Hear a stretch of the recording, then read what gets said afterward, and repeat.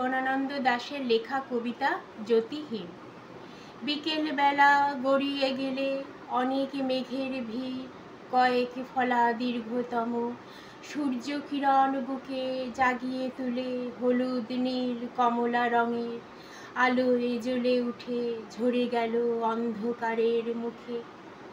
যুবারা সব যে যার ঢেউয়ে, মেয়েরা সব যে যার প্রিয়ের সাথে।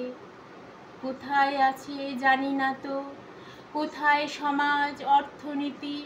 স্বর্গগামী সিঁড়ি ভেঙে গিয়ে পায়ের নিচে রক্ত নদীর মতো মানব ক্রম পরিণতির পথে লিঙ্গ শরীরী হয়ে কি আজ চারিদিকে গণনাহীন ধূসর দেয়াল ছড়িয়ে আছে যে যার দৈব সাগর দখল করে।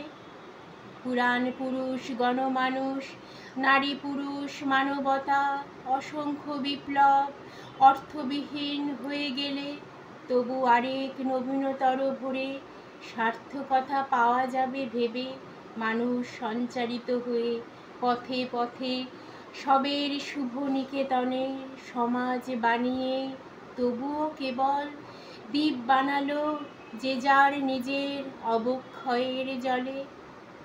প্রাচীন কথা নতুন করে এই পৃথিবীর অনন্ত বন ভাইয়ে ভাবছে একা একা বসে।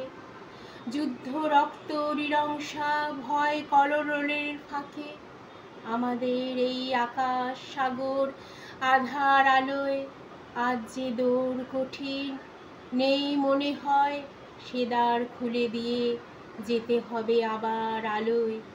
অসার আলোর বেসন ছাড়িয়ে, অসার আলোর বেসন ছাড়িয়ে।